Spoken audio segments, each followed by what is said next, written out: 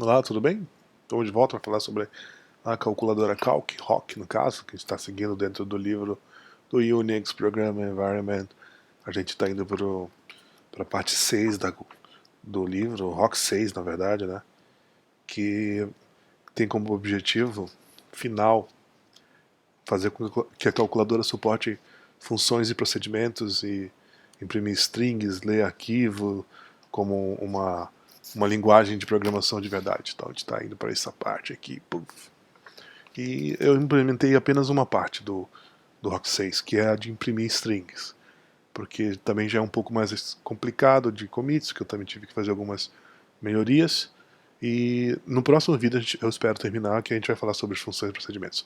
Nesse aqui, o que eu alterei no caso?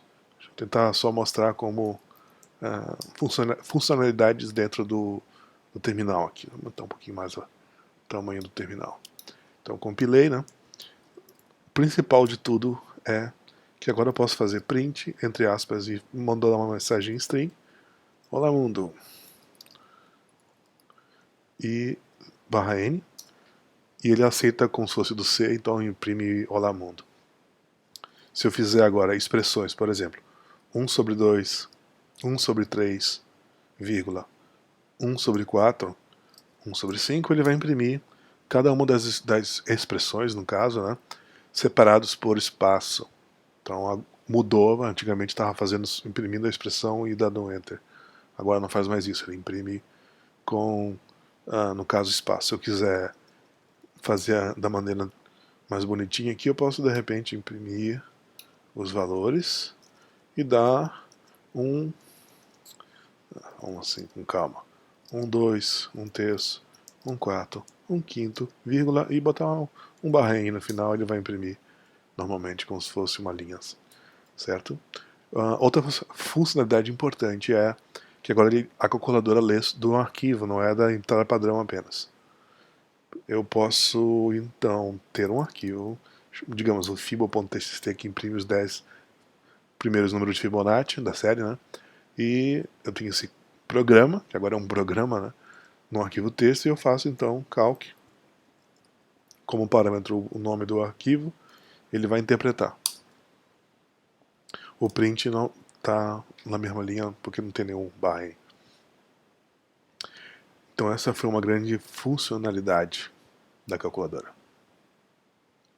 Isso está dentro do meu projeto lá no GitHub, no Dead Code Society /calc. A gente pode dar uma olhada lá. Opa, que vai representar muita coisa. Dead Code Society Calc, para a gente ir direto para nos comprometer com projetos pessoais e trabalho. Que mais? Tá aqui. Esse é o calc, né? E temos os commits. Que mais? Que eu fiz que eu não me lembro. Tem agora uma variável de precisão. Digamos assim, vai até tantas casas decimais. Então, por exemplo, se eu fizer o calc, digamos que eu queira precisão de até 4 casas decimais. Que aí eu faço prec tudo maiúsculo. E daí eu posso imprimir square root de 2 para ver o que ele vai dar. Aí, então ele imprimiu 1,414. Não me diga porque faltou, porque ele podia botar aqui o 42, né, mas não teve a precisão, até 4 eu acho que é o entendimento correto. 1 sobre 3, ele consegue então fazer os 4 dígitos da dízima periódica aí mostrando. Essa é a função dessa variável que dá a precisão. Antigamente era 17, era fixo, agora é variável. Também tem o print, tem uma variável chamada underscore, mas ela não foi definida porque eu preciso ter, por exemplo, uma expressão digitada, não com print, que não é uma expressão. Por exemplo, meio mais 3/4 vai dar 1,25. Se eu agora imprimir o underscore, ele tem a expressão que foi calculada. Então isso aí tem que alterar um pouco para que ele funcionasse com print também, mas dentro do Hawk também deve estar da mesma maneira. Que mais? Que mais? Uma mudança de problema de compilação com o nome, que não vem ao caso. Agora também, em vez de usar o malloc, eu uso um emalloc, que dentro do livro ele implementou dentro do arquivo simo.c, e no final das contas eu não fiz isso. Eu criei um arquivo separado chamado util.c, com um cabeçalho H junto, né, que é um malloc seguro, digamos assim, né? Ele tenta alocar e se falhar ele dá um erro de execução. Por quê? Porque agora também, por exemplo, o symbol.c faz uso desse emalloc também aqui, ó. Toda vez que for instalar um símbolo, ele faz um emalloc, se tiver faltando memória vai dar um erro de execução. Também é a mesma coisa para o nome do símbolo que a gente está inserindo. Agora o que importa mesmo é o imprimir a string, né?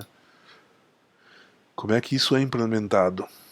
Isso é implementado olhando primeiramente o lexer, que é esse aqui, ylex.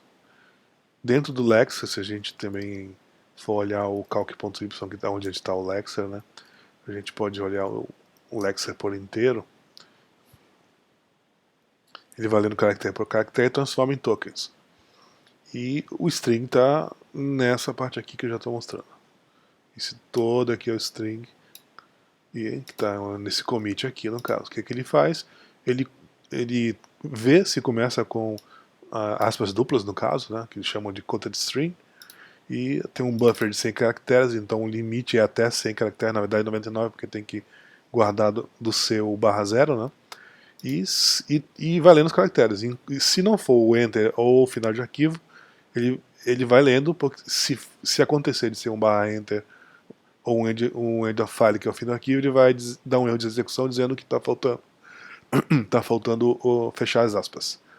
E se tiver mais do que 99 caracteres, ele vai dar um erro de execução também, dizendo que a string é muito comprida. O backslash é uma função auxiliar que serve para dar uma olhada no caso, se não tem os barras, /n, /t, /r, /f, que igual ao C, porque ele também faz com que o print da calculadora do calc ou do rock fique parecido um com o outro. Então também tem esse código aí dentro para poder fazer essa transcrição de coisas, por isso que tem esse transtab aqui, tabela de transcrição. Tá ok. O código, o code.c tem um opcode novo que é o prstring, né? prstr, também aqui, a gente incluiu aqui no caso, prstr, que imprime uma string, e a string, printf mesmo, né? E a string está no próximo slot, que ele faz quando vai fazendo o parser do código. Por exemplo, se a gente olhar o parser, tá bem aqui, que é o prlist, que é a lista de impressão, que é uma regra, no caso do IAC, né? A gente pode olhar o prlist aqui, não, aqui do código, né? Tem que voltar ao IAC, calc.IAC, prlist. Tá aqui uma nova regra, tanto serve para imprimir expressão, quanto para imprimir uma string. E para ser recursivo e separado por vírgula, tem essa prlist, vírgula, né, que é o próprio token, literalmente, na vírgula, e outra expressão, uma string.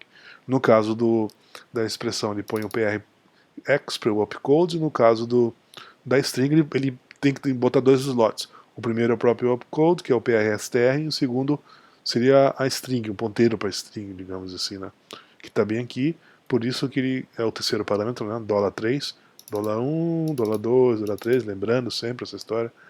E no final das contas,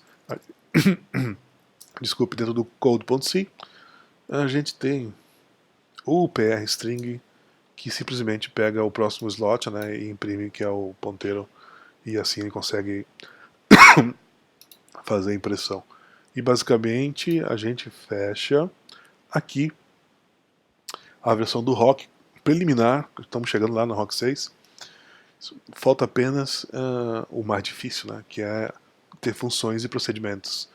E aí completamos a série. E, de alguma maneira, eu espero que esse vídeo tenha sido interessante, instrutivo, e obrigado pela preferência por assistir. Tchau, tchau.